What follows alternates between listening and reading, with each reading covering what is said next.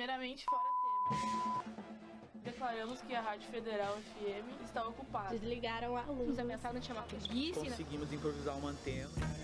Nós não nos esquecemos e estamos observando. A rádio da universidade também parou. Rádio Clandestino da Revolução. Radio Plantón, poniendo ideas a tu conciencia. O dever de todo revolucionário é fazer a revolução. ZYV 579, Federal FM.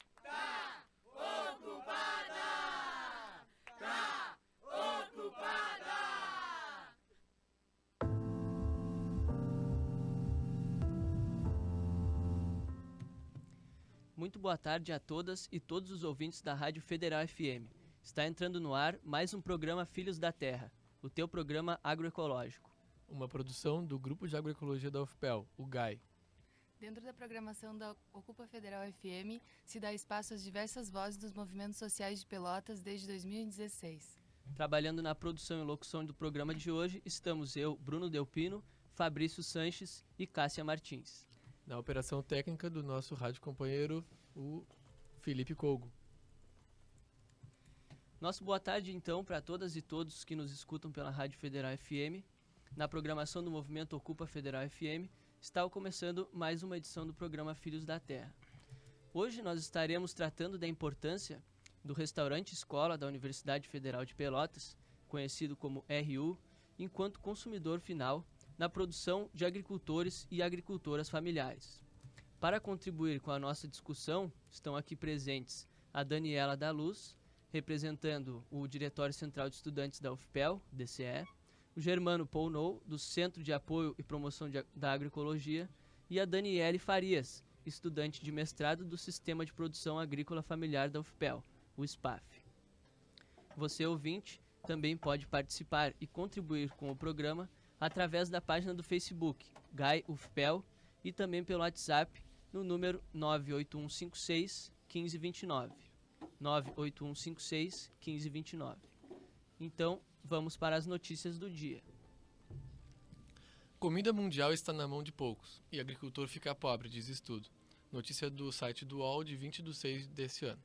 A concentração do mercado de alimentos nas mãos de poucas empresas está esmagando os rendimentos dos pequenos produtores rurais e trabalhadores do campo no mundo todo. Há casos em que a renda dos agricultores é tão baixa que eles chegam a passar fome. Ao mesmo tempo, os ganhos das gigantes do setor engordam. É o que diz um estudo da ONG britânica Oxfam, divulgado nesta quarta-feira, dia 20. A renda dos agricultores vem sendo arrochada de forma brutal. Os baixos salários são generalizados e os direitos trabalhistas negados a pessoas que trabalham para fornecer diferentes produtos a supermercados em todo o mundo, afirma a diretora executiva da ONG, Winnie Baianima. As pesquisas concluíram que a grande maioria das dificuldades para alimentar adequadamente suas próprias famílias. O estudo aponta que a concentração do mercado se dá de diversas etapas da cadeia de alimentos. Quase 60% do fornecimento de insumos, como fertilizantes e agrotóxicos, é dominado por 3 multinacionais, Bayer Monsanto, DuPont Dow e Chen Syngenta. No comércio de commodities, as matérias-primas agrícolas, 4 empresas respondem por 70% da receita movimentada, a ADM, a Bunge, Cargill e Louis Dreyfus. E 50 fabricantes de alimentos abocanham metade de todas as vendas do setor, de acordo com a Oxfam. Na ponta final da cadeia, também há dominação de poucas empresas. Na União Europeia, por exemplo, apenas 10 redes de supermercado respondem por mais da metade de todas as vendas de alimentos no varejo.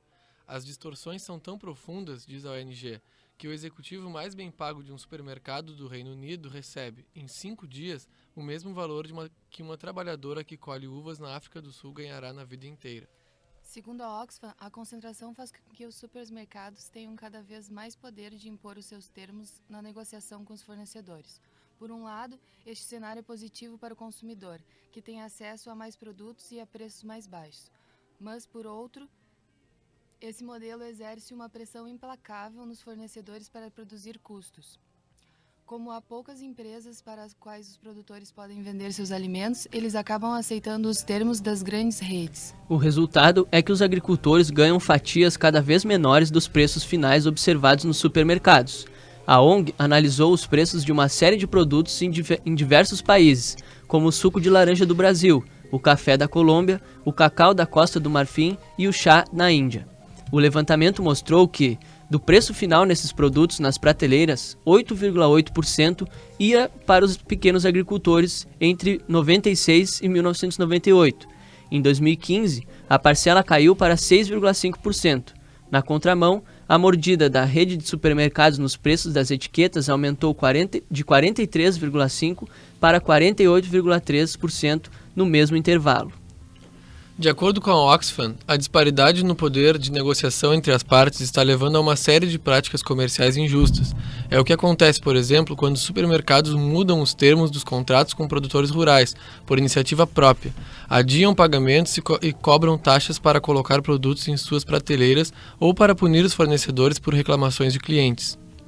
Outra prática comum entre os gigantes do setor de alimentos, segundo a ONG, é pagar os produtos rurais preços que ficam abaixo do custo de produção, o que ameaça não só a atividade econômica, como também a própria subsistência dos agricultores. A reportagem e o relato da Oxfam, A Hora de Mudar, Desigualdade e o Sofrimento Humano nas Cadeias de Fornecimento dos Supermercados, pode ser encontrados compartilhados na página do Grupo de Agroecologia da UFPEL, GAI-UFPEL. O Brasil que escreve sua história com sangue de crianças. Brasil, El País, 25 de junho de 2018. Já são 8 crianças e adolescentes mortos no Rio de Janeiro só neste ano, por disparos aleatórios. Marcos Vinícius, de 14 anos, do Complexo da Maré, foi alvejado pelas costas por um blindado da Polícia Militar. Há algo que despedaça dentro da gente quando uma criança morre e uma mãe precisa enterrá-lo. Mas a dor é incalculável, ou deveria, quando se sabe que o pequeno ou a pequena são indefesos alvejados brutalmente por obra de uma política de segurança assassina que cobiça ainda mais poder para matar inadvertidamente. Ele não me viu com a roupa de escola, mãe, disse Marcos Vinícius da Silva, de 14 anos, enquanto sangrava pela barriga de uma bala que atravessou vinda de um blindado da polícia. Vinícius recebeu o tiro pelas costas. Definhou nos braços da mãe, Bruna. Uma doméstica parda do Complexo da Maré, no Rio. Seguiu até o hospital depois de esperar 1 hora pela ambulância e não resistiu. O país que se solidarizava na última quinta com as fotos de crianças chorando separadas dos pais sobre a política insensível de Donald Trump para os imigrantes dos Estados Unidos da América, não percebia que mais uma criança brasileira também era apartada para sempre dos seus.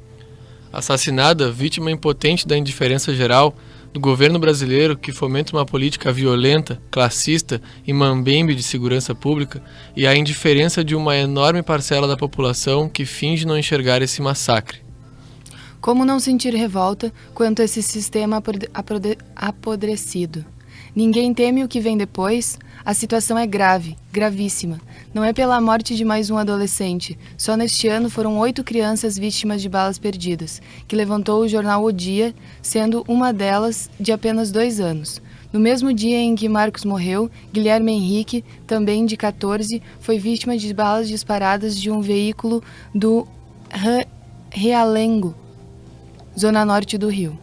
Também estava de uniforme escolar, queria ser engenheiro, um menino estudioso que não saía de casa segundo seu pai, Roberto. A trágica realidade é a quantidade de mártires mirins que este país multiplica ano a ano. Em março do ano passado foi Maria Eduarda, de 13, assassinada dentro da escola, na zona norte do Rio.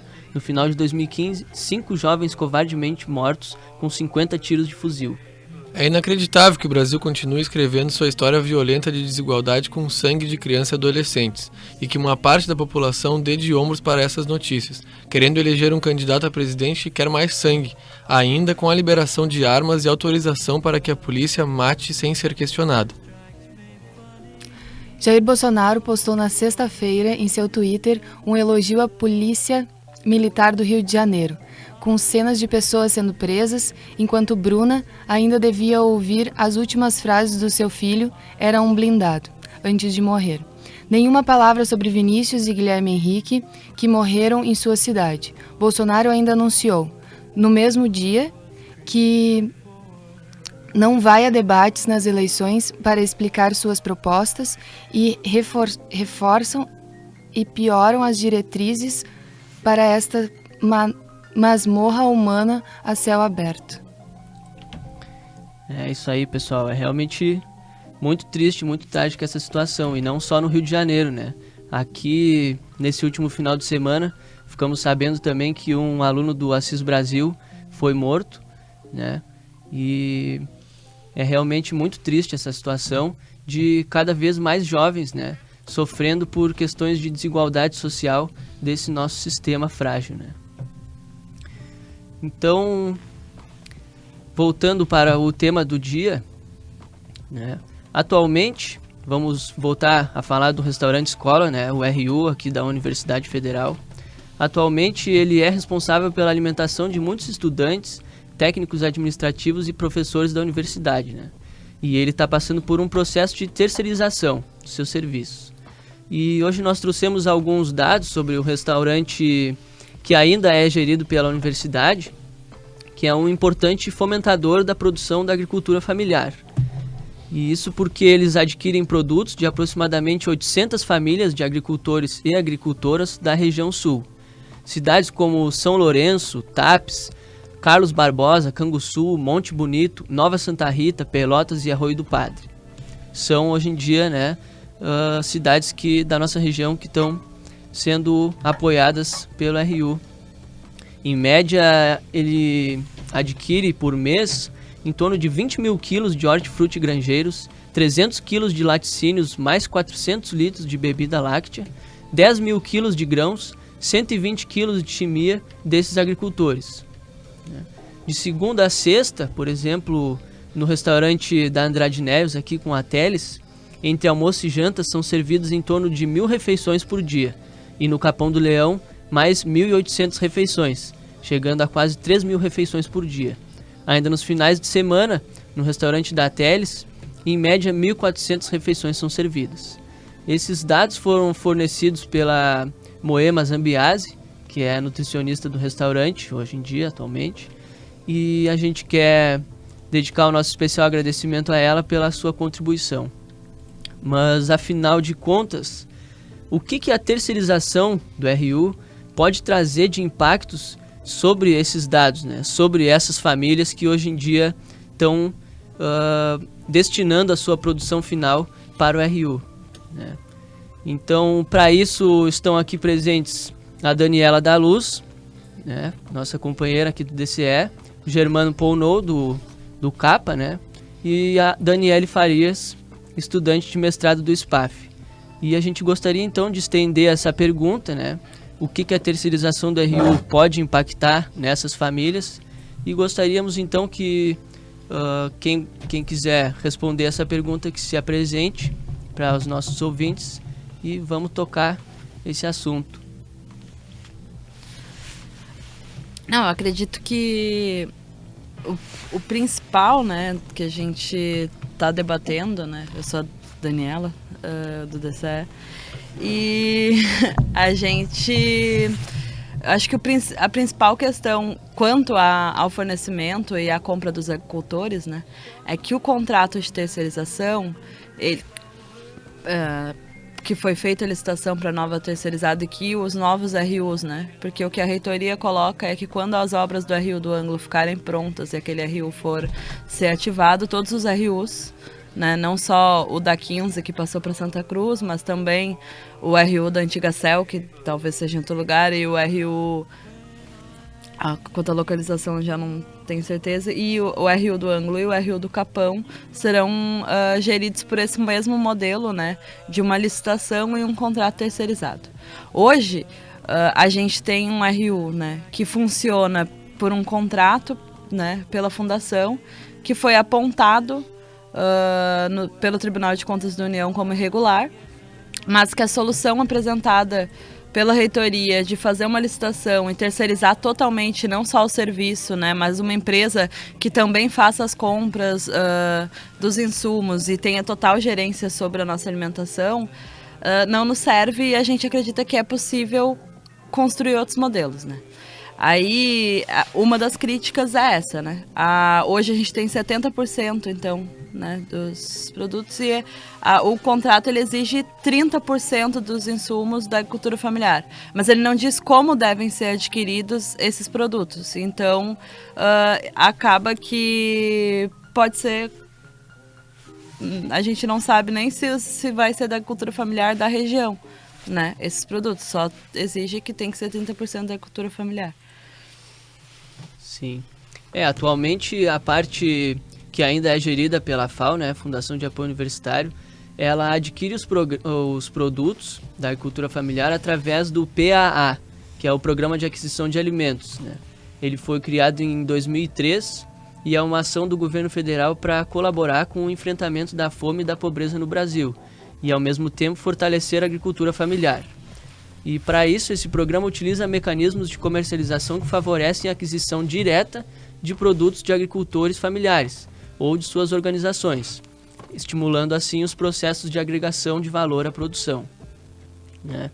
E o que acontece é que esse programa ele funciona para instituições governamentais, né? No caso, escolas públicas ou universidades públicas, né? O de escolas públicas ainda é o PNAES, nem é esse programa, né? E o que acontece é que com a terceirização esse programa não vai poder ser efetivado, né? Porque não vai ser mais uma instituição do governo que vai comprar esses alimentos e adquiri-los. Vai ser, na verdade, uma empresa privada, né? Terceirizada. Então isso pode trazer uma grande insegurança para a renda dessas famílias, né? Porque, como a Daniela falou, está previsto no contrato 30% de compra da agricultura familiar, mas não está previsto nesse contrato, por exemplo, que sigam fornecendo alimentos para o RU essas mesmas 800 famílias, né? Ou então famílias ou agricultores e agricultoras da região de Pelotas. Isto é, se tiver uma cooperativa, por exemplo, de leite de Santa Catarina, que estiver ofertando preços mais baixos que as nossas cooperativas daqui, com certeza essa empresa privada vai preferir essa empresa de Santa Catarina, né? Não tendo nenhum estímulo à nossa região, né? Agora, voltando aqui, só para reinformar os ouvintes, a gente está aqui no programa Filhos da Terra, pela Ocupa Federal FM. Estamos falando sobre a questão do restaurante universitário da UFPEL, da Universidade Federal de Pelotas.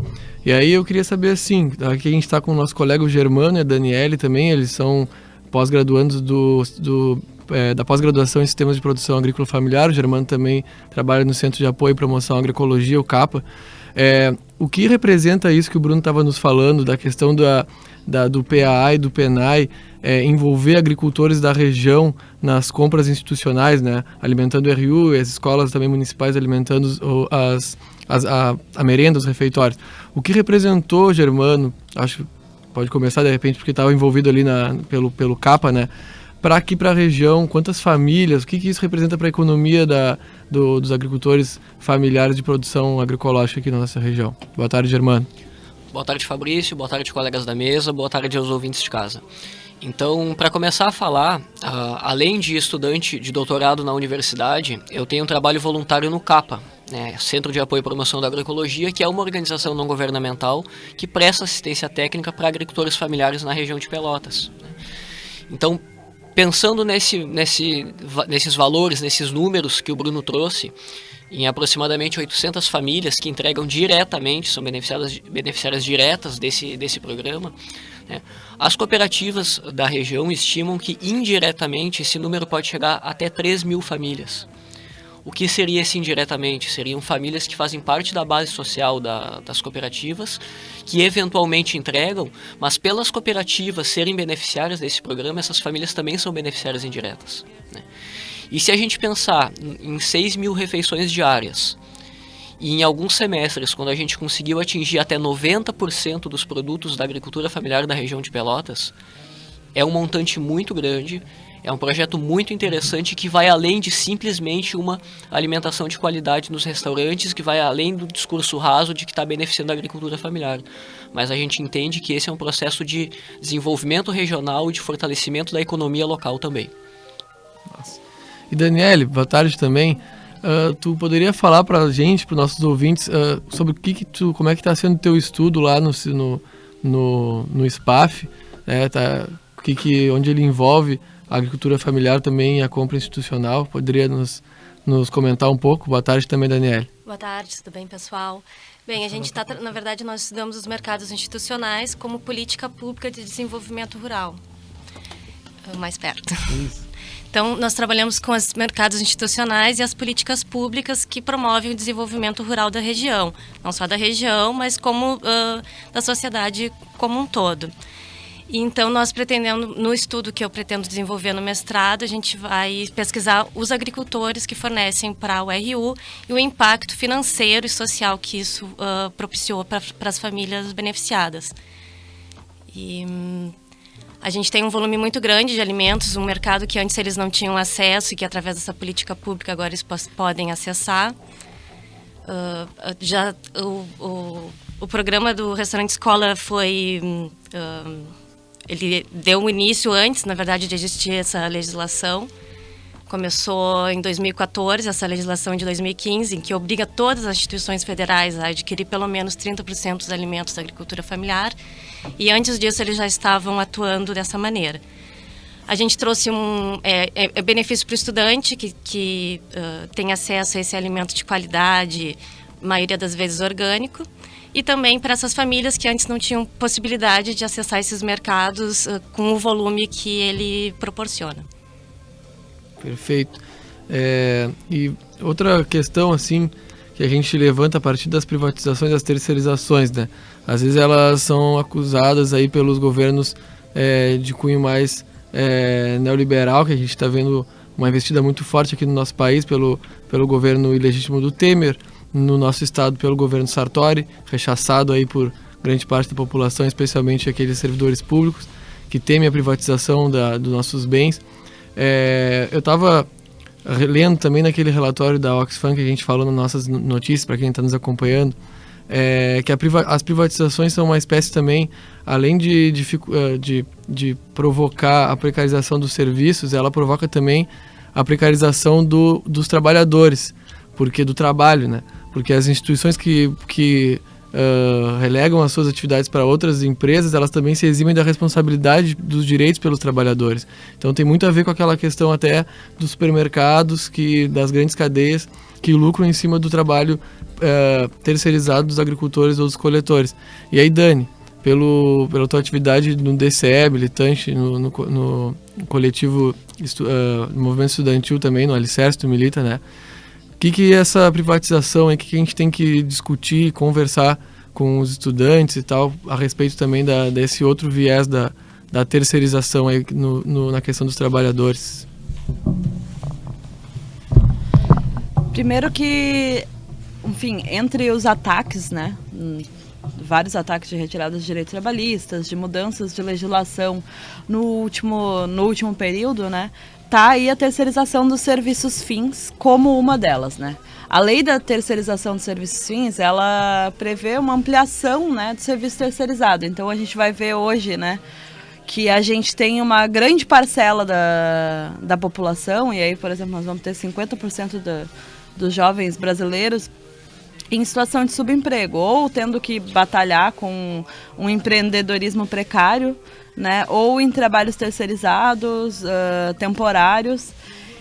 E a terceirização dos serviços fins acaba ampliando para isso, porque ela amplia ainda mais e a terceirização na universidade, antes mesmo dessa lei, ela já vinha sendo colocada conforme não era permitido a contratação a abertura de concursos para algumas categorias, né, de servidores dentro da universidade. Por exemplo, a gente tem hoje, o MEC não permite mais abertura de concurso para motorista, então a gente acaba tendo motoristas terceirizados. Não permite mais abertura de concurso para servidores da limpeza. Então a gente vai ter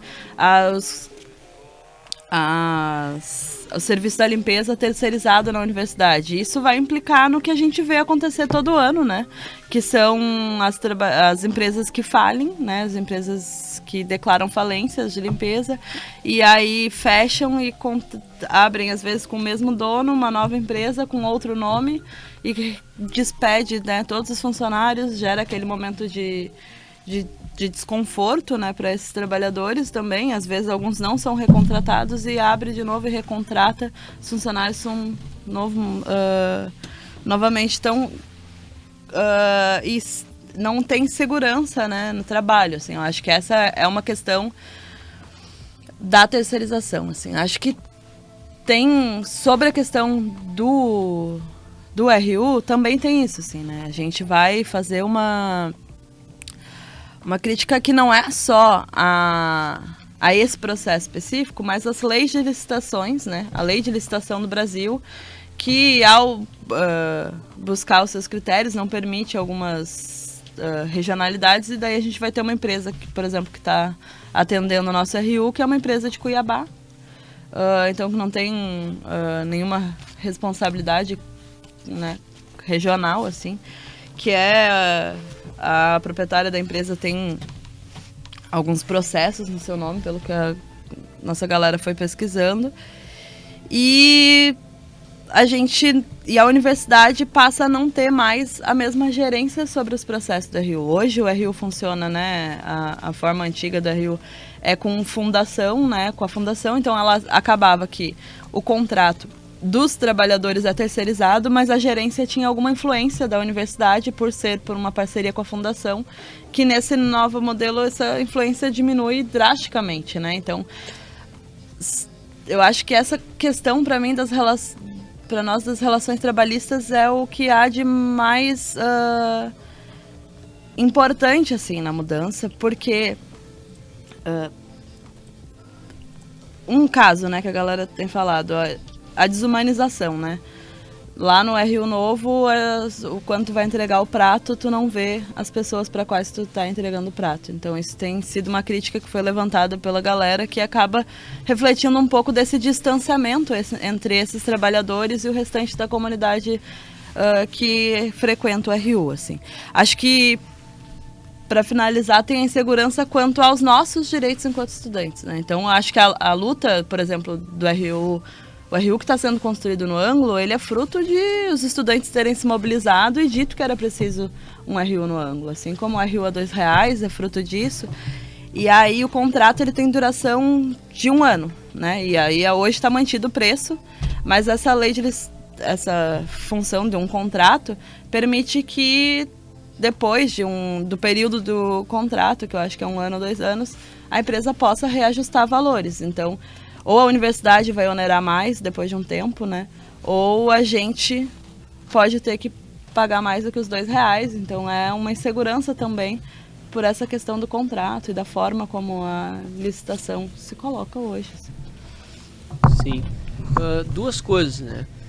Em relação à terceirização de serviço, como a Dani estava falando, que hoje em dia a UFPEL está terceirizando, né, questão de seguranças, de porteiros, né, da limpeza, e agora com essa talvez futura terceirização da RU, né, que tira bastante assim a capacidade do trabalhador lutar pelos seus direitos, né, porque enquanto a universidade tinha os seus trabalhadores, os porteiros, ou vamos dizer, a categoria de trabalhadores poderia muito bem fazer uma greve, reivindicar seus direitos, né, reivindicar por melhores condições de trabalho, fazer algumas reivindicações enquanto a sua categoria de trabalho, né. E hoje em dia isso já não é mais possível, porque as pessoas são contratadas de uma empresa, né, terceirizada, e não vão elas querer, né, fazer uma greve diretamente contra o seu patrão, né. Hoje em dia, se um professor ou se um técnico administrativo resolve fazer uma greve, a universidade parece que não para, né. Para nós, enquanto sociedade, parece que não está havendo nenhuma movimentação enquanto trabalhadores reivindicando pelo seu direito, porque a universidade não vai estar parada, né. Ela vai ter seu funcionamento normal, vai ter suas portas abertas, vai estar havendo a limpeza dessa universidade, e com a terceirização da RU, o restaurante também não vai parar, né? Então, nós também, enquanto categoria de estudantes, se estivéssemos reivindicando ou fazendo alguma greve, não iríamos estar aparentemente com a categoria parada, né? A universidade não estaria com aquela pressão assim social, né, em relação a reivindicando seus direitos. Outro ponto que a Dani falou em relação à desumanização do trabalhador, eu fui no RU novo ali da Santa Cruz, e realmente, né, tem alguns pontos que são críticos, né, em relação a essa nova empresa, que uma é a falta de acessibilidade, porque nesse restaurante novo é um restaurante que tem 2 andares, né? E para acessar o piso superior existem só escadas, né? Não tem questão de acessibilidade, não tem um elevador ou uma rampa para uma pessoa, por exemplo, portadora de deficiência, conseguir almoçar e ter sua refeição juntamente com seus amigos, colegas, né? E além da falta de acessibilidade, também a discriminação em relação a essas pessoas, porque no momento em que tu tá separando, né, tá segregando as pessoas, está havendo aí uma discriminação forte, né, em relação a pessoas que não tenham condições, por exemplo, de subir as escadas e almoçar com seus colegas e companheiros. E outra questão é em relação ao contato que a gente tem com os trabalhadores desse novo restaurante, né? Que é muito supérfluo, assim, muito superficial, enquanto lá no Capão do Leão a gente consegue olhar no olho dos trabalhadores, dar um bom dia, dar uma boa tarde, né? Desejar um bom final de semana, quer dizer, a gente consegue ter uma relação assim, por mais que seja superficial, é interessante a gente conseguir ter essa relação a partir do momento em que diariamente a gente está tendo contato com essas pessoas, né? E isso eu acredito que seja bastante importante a gente vir ressaltar também, né? Não tem, na verdade, trabalhador terceirizado contente com a sua posição, né? A gente conversa com os guardas, com os porteiros, as porteiras, as guardas, as faxineiras, os faxineiros, e eles não têm questão de organização sindical, por exemplo, é muito mais dificultado, né? Devido à volatilidade, como o Bruno falou, do emprego, da empresa responsável, enfim, é uma profissão que tem muitas dificuldades no seu cotidiano, e é uma categoria relativamente também que está entrando massivamente em todos os serviços de uma maneira nova agora nos anos 2000. E então, aos ouvintes do Filhos da Terra, aqui da Rádio Federal FM, são 1h40 aqui em Pelotas. Nós estamos discutindo sobre o processo de terceirização total do restaurante universitário da UFPEL. A gente está aqui com a Daniela Lumertz, do DCE, o Germano Pownall, do CAPA, Centro de Apoio e Promoção da Agroecologia, e a Daniele, que é pós-graduanda no Programa de Pós-Graduação em Sistemas de Produção Agrícola Familiar, o SPAF, da Agronomia da UFPEL. Aos ouvintes que desejam, estão instigados pelo assunto, desejam nos mandar sugestões, perguntas, dúvidas, pode acessar a nossa página do Facebook, que é facebook.com/GAEUFPEL. A gente espera lá vocês para deixarem alguma sugestão, crítica, aviso. Um abraço a todos os ouvintes que nos conhecem, que estão escutando também. Então, retomando, uma pergunta para o Germano. O CAPA, enquanto Centro de Apoio e Promoção da Agroecologia, né, já está pensando alguma alternativa com relação à terceirização do RU para escoamento da produção dessas famílias que hoje em dia distribuem sua produção para o RU? Como é que está essa função, assim? Bom, na verdade, hoje, como são muitas famílias, né, e essa demanda do restaurante universitário é uma demanda alta de produtos, hoje ainda não tem construído os canais de comercialização para abarcar esses produtos, né, para dar escoamento para esses produtos. O que se tem, que a gente vem fortalecendo constantemente, por exemplo, são as feiras agroecológicas que existem em Pelotas, são os outros restaurantes ecológicos, né, em Pelotas nós temos 3 restaurantes ecológicos, que também compram uma produção bastante grande da agricultura familiar ecológica da região, e outros canais de comercialização junto às escolas, por exemplo, as próprias prefeituras que também fazem essas compras institucionais, né? A questão que a gente mais coloca é que a lei ela coloca que o mínimo de 30% de produtos devem ser adquiridos da agricultura familiar, mas isso é o mínimo. A gente pode chegar mais, como chegamos em alguns semestres a 90% de produtos. Então esse é um montante bastante grande, que representa aquilo que eu falei, né? Não só economicamente, mas uma proposta de desenvolvimento, né? Afinal de contas, qual é o papel da universidade? É só ensinar, só fazer pesquisa, mas e essa aproximação com a sociedade também? E além disso, a gente coloca também essa questão do número de cooperativas de organização social que tem na região.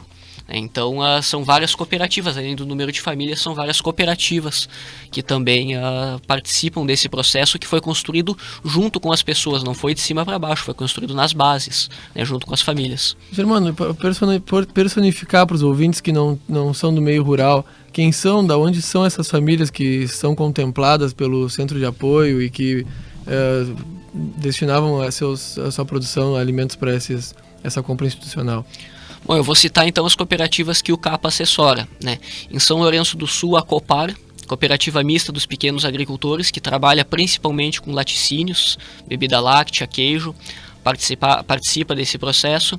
Em Canguçu, a cooperativa União, que trabalha com feijão de variedades crioulas, né, que chega para a universidade com hortaliças.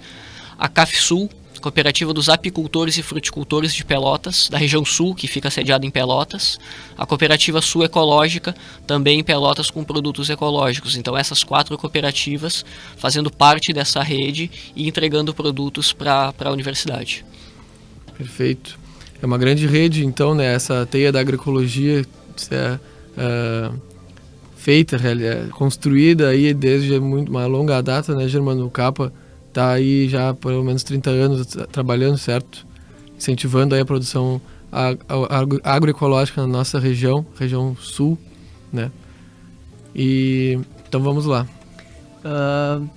Ressaltar então que de alguns produtos, né, que o RU hoje em dia adquire são orgânicos, por exemplo, grãos como arroz branco, arroz integral e feijão preto. Do hortifruti seriam alface, banana prata, batata doce, bergamota, berinjela, beterraba, cebola em conserva, cenoura, laranja, manjericão, melancia, ovo, pimentão verde, repolho, né, uma gama de produtos orgânicos aí que o RU hoje em dia adquire, né, e que não são orgânicos, mas que também são de agricultura familiar, seriam, por exemplo, arroz parbolizado, feijão carioca, feijão preto. E dos hortifruti, todos os citados acima, né, além de abóbora, abobrinha, agrião, aipim, né, batata inglesa, chuchu e laticínios e chimias também são adquiridos da agricultura familiar. Quer dizer, quase que a única coisa que o RU não consegue adquirir da agricultura familiar hoje em dia é a carne, né? Então, quase tudo que o restaurante hoje em dia oferece vem da agricultura familiar, né? E no momento em que houver essa terceirização, vai com certeza haver uma grande insegurança em relação à renda das famílias que hoje em dia fornecem alimentos. E é isso que hoje em dia está fomentando esse nosso debate e trazendo particularmente uma grande preocupação, não só para nós, como para essas famílias, né? E como o Germano falou, para não ficar no razoável, também vai trazer uma grande preocupação para a nossa região, enquanto desenvolvimento, né, da agricultura familiar e do desenvolvimento rural. Então, realmente, é um caso que está nos trazendo bastante preocupação, né? Agora me veio uma questão aqui também, Daniele. Na verdade, são 2 perguntas aqui para as 2 Danielas, Daniele. Mas a primeira para ti, o que tu vê então nessa rede que a gente está conversando aqui, né, de cooperativas, de estudantes, aonde está a pesquisa que vocês estão realizando, né, na pós-graduação? O que é a pós-graduação para a sociedade? A pesquisa, né, da extensão ali com os agricultores representa, assim, o que tu achas que a gente na universidade, né, através da tua pesquisa, a pesquisa do Germano, vem aí a contribuir para a gente, pelo menos, tentar virar essa história, né? Tentar não deixar se perder o que a gente conquistou e conquistar mais. Sim, as discussões no mestrado e no doutorado, na pós-graduação, são a fim de fortalecer as cadeias curtas, são a fim de fortalecer essas cadeias curtas e as redes sociais que são formadas quando os mercados institucionais foram instituídos. Essa era a intenção, era disponibilizar um mercado para esses agricultores e, ao mesmo tempo, trazer uma aproximação entre o consumidor e o agricultor. A gente tem um dado que foi feito, nós fizemos uma pesquisa, o grupo que nós participamos, Núcleo de Pesquisa em Agroecologia e Políticas Públicas da Universidade Federal, em que nós pesquisamos, entrevistamos os alunos da universidade. E nele nós verificamos que aproximadamente 80% dos alunos que consumiam do RU tinham conhecimento que esse alimento vinha da agricultura familiar e que era da agricultura familiar da região e entendiam isso como importante. Então a gente vê que aí se dá um processo de ligação entre o consumidor, que é muito importante para a valorização da agricultura, além de tudo, de valorização também da agricultura orgânica, que, já que os alunos têm conhecimento também que aquele alimento é orgânico e a importância que isso é para o meio ambiente e para a saúde deles. E é isso que a gente estuda, a gente procura apontar quais são os problemas e quais são os benefícios das políticas públicas e elaborar nossas pesquisas em cima disso. Nem de perto, né? Essa questão da terceirização da RU é uma questão rasa, como é colocada para nós estudantes, né? A gente recebe essa informação dentro da instituição sem todo esse debate que a gente está tendo aqui agora. É muito importante esse espaço que se abre para a voz de militância, né? E para trazer esse esclarecimento, né, para dentro da universidade. E ficaria muito contente, né, se o nosso grande nível, né, o nosso hierarquia máxima, assim, estivesse nos ouvindo agora e prestasse muita atenção a respeito das diversas faces, né, que vão ser prejudicadas com esse acordo, que é um acordo superficial, perto do reflexo, né, social que tem, né, afinal de contas, essa luta, né, essa militância a respeito da terceirização da RU, ela não é de agora, né, ela já vem emergente desde 2006. Eu recordo que quando nós fizemos a divulgação da Semana do Alimento Orgânico no RU em 2016, a gente já trazia essa pauta, né, essa preocupação com o que ia acontecer. E de 2016 até agora, né, todas essas questões que a gente traz para debate, elas continuam ocultadas, né, é difícil da gente conversar com propriedade sobre isso. O estudante, ele não tem a informação que ele precisa para saber qual é o papel dele enquanto sujeito político, né, dentro da universidade, trazendo também o alimento que a gente consome dentro da universidade como, né, um elemento, né, de participação política também, né, da gente se impor não só pela qualidade de vida e capacidade, né, de ter condições fisiológicas de responder aos estudos, mas também com todo esse reflexo que tem, né, na agricultura da região. Então é muito complexo e é muito importante que a gente mantenha, né, esse espaço aberto e que a gente saiba, né, como se posicionar e que a gente saiba como buscar os elementos que vão tirar as máscaras, né, desse processo. E aí, Dani, quanto representatividade, né, da nossa classe aí de estudantes, o que tu tem para dizer para nós aí de como a gente pode estar contribuindo, né, nessa luta, não só por isso, né, mas especificamente no tema de hoje? Então, eu acredito que a gente tem que lembrar às vezes, né? Esses dias eu estava lembrando que faz muito tempo que eu não ouço aquela palavra de ordem que é: quem são vocês? Sou estudante.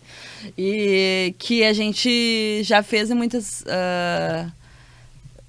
muitas manifestações aí na universidade, que ela fala, né? Sou estudante, eu quero estudar. E aí tem várias, né? Mas não tem casa para morar, mas não tem água para beber.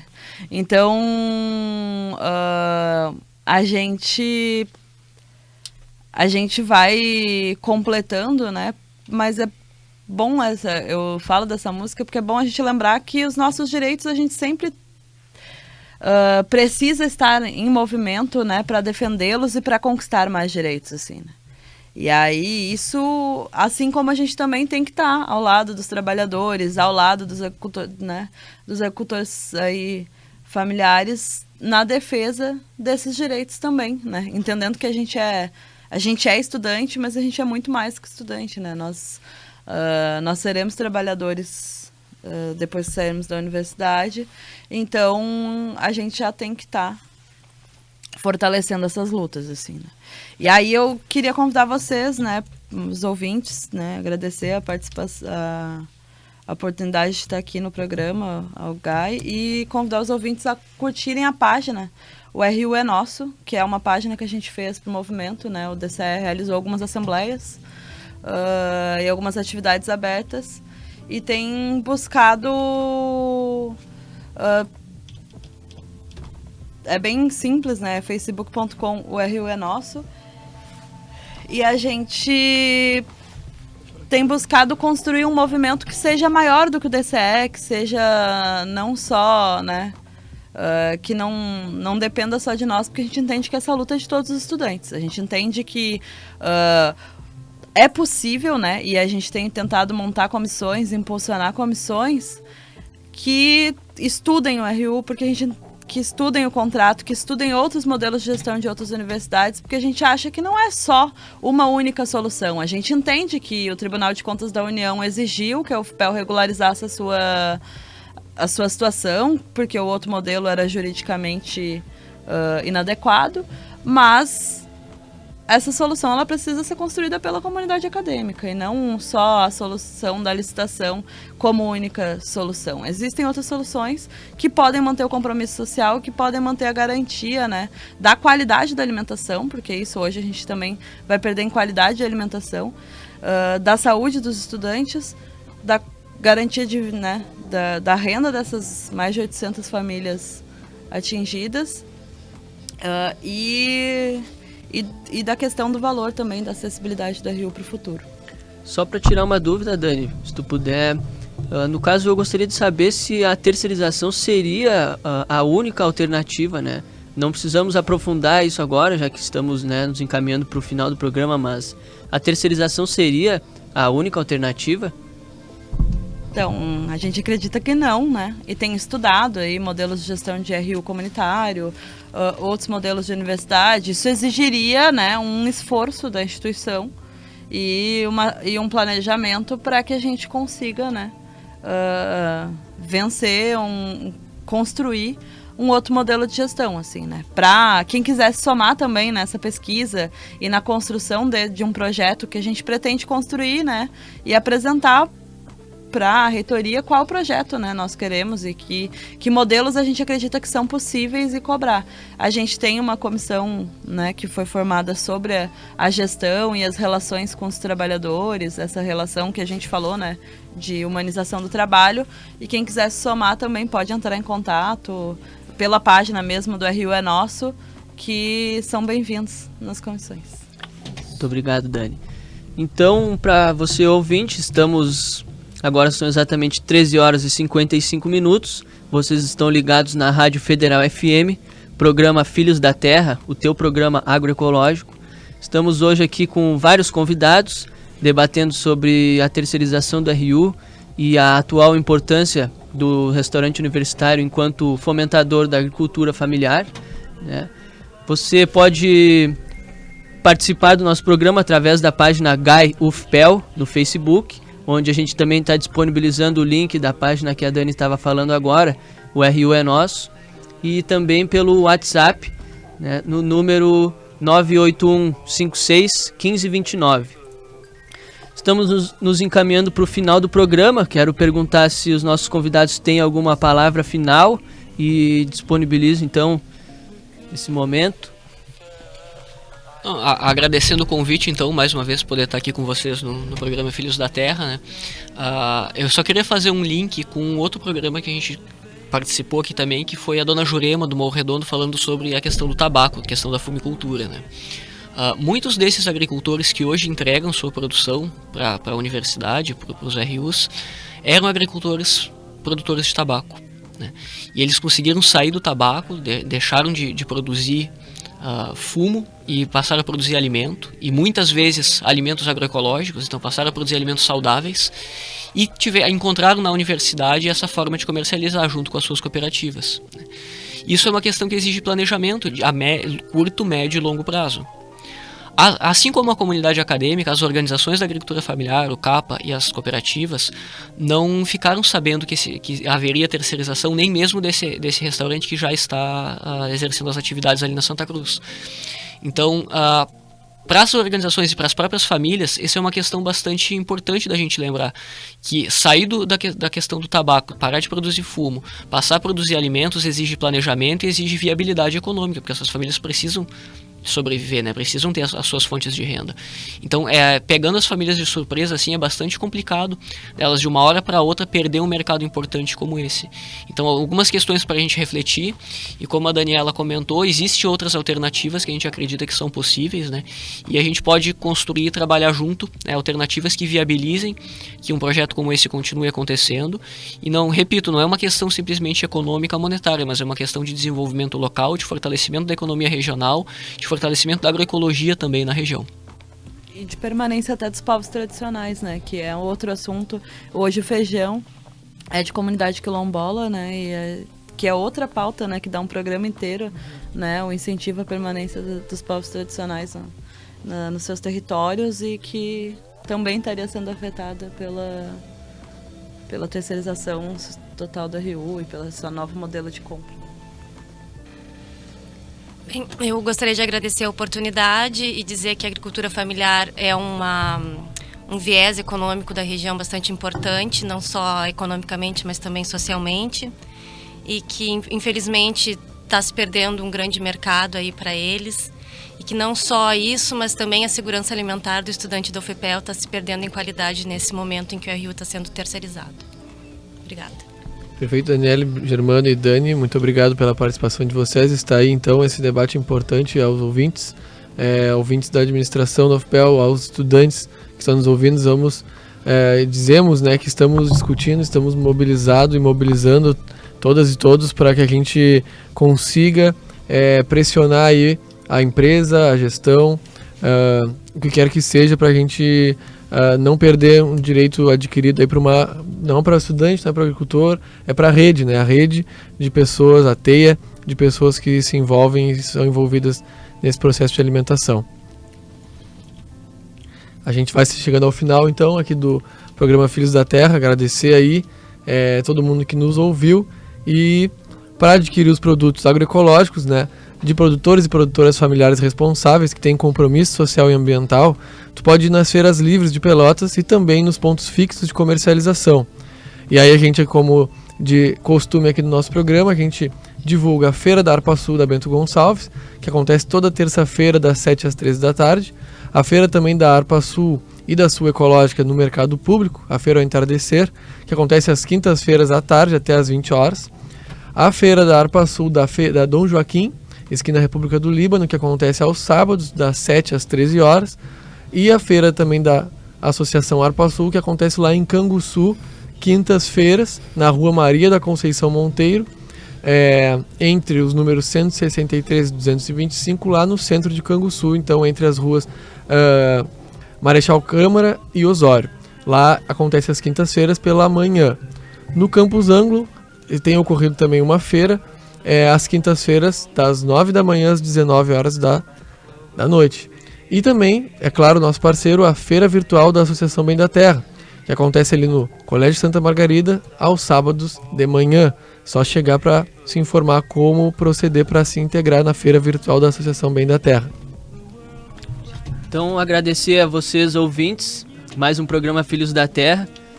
Já vou passar a palavra para a Cássia, e agora são exatamente 14 horas e 1 minuto. E semana que vem tem mais, né? Todas as segundas-feiras das 13 às 14. Fiquem ligados com a gente, programa Filhos da Terra, o teu programa agroecológico. Para finalizar o programa, então, queria deixar um salve às manas que estão nos ouvindo. A gente vai ter uma participação muito bacana aqui e um debate pela primeira vez, né? A gente vai estar trazendo o GT de Mulheres do GAI para comandar aqui a rádio, fazer um programa de debate sobre mulheres e agroecologia e um olhar feminino, né, e feminista sobre todos esses processos políticos que a gente discute aqui nesse horário. Então eu queria deixar esse salve, esse alô, esse alerta para Programa que vem, as manas que quiserem contribuir também, participar do programa, podem entrar em contato conosco na página do GAI. E todos muito bem-vindos. É isso aí, Graças. Programa que vem, então, as companheiras do GAI vão estar aqui junto. Então, mais uma vez agradecer aos nossos colaboradores de hoje, Germano, Daniele e Daniela, né? Agradecer a vocês ouvintes. Fiquem agora com um som, faz favor, Felipe, Causa Beats e Matudari. Desde já, um abraço aos meus companheiros lá do Laranjal, James, Henrico, Cabelo, Natan, Luan e Christopher.